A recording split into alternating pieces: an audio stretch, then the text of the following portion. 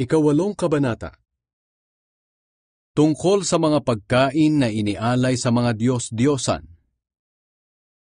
Ngayon, tungkol naman sa mga pagkaing inialay sa mga Diyos-Diyosan, kung maaari ba natin itong kainin o hindi. Kahit marami na ang ating nalalaman, dapat nating tandaan na kung minsan ang kaalaman ay nagpapayabang sa tao.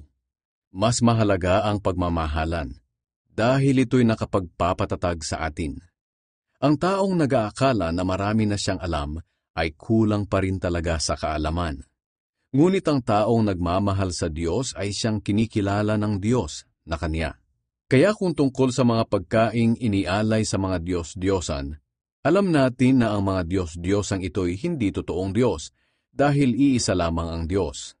At kahit na sinasabi ng iba na may mga Diyos sa langit at sa lupa, at marami ang mga tinatawag na mga Diyos at mga Panginoon, para sa atin iisa lamang ang Diyos, ang ating Ama na lumikha ng lahat ng bagay at nabubuhay tayo para sa Kanya. At may iisang Panginoon lamang, si Hesukristo. Sa pamamagitan niya ay nilikha ang lahat ng bagay, at sa pamamagitan din niya ay nabubuhay tayo ngayon. Ngunit may mga mananampalataya na hindi pa alam ang katotohanan ito.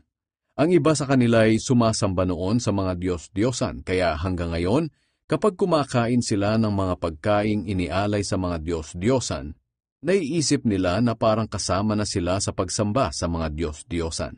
At dahil sa kakaunti pa lang ang kaalaman nila, nagkakasala sila sa kanilang konsensya.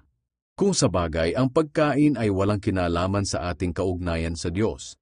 Walang mawawala sa ating kaugnayan sa Diyos kung hindi tayo kakain, at wala rin naman tayong mapapala kung kumain man tayo. Ngunit kahit na malaya kayong kumain ng kahit ano, mag-ingat kayo, dahil baka iyan ang maging dahilan ng pagkakasala ng mga taong mahihina pa sa kanilang pananampalataya. Halimbawa, may kapatid kang hindi pa nakakaunawa sa katotohanan ito. At ikaw na nakakaunawa ay kita niyang kumakain sa templo ng mga Diyos-Diyosan. Hindi ba't mahihikayat din siyang kumain ng mga pagkaing inialay sa mga Diyos-Diyosan kahit na para sa kanya ay isa itong kasalanan?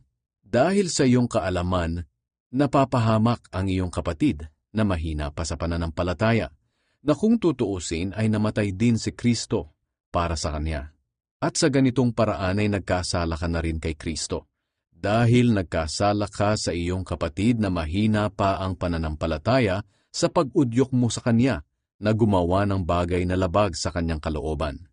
Kaya kung ang kinakain ko ay nagiging dahilan ng pagkakasala ng aking kapatid, hindi na lang ako kakain nito kailanman para hindi magkasala ang aking kapatid.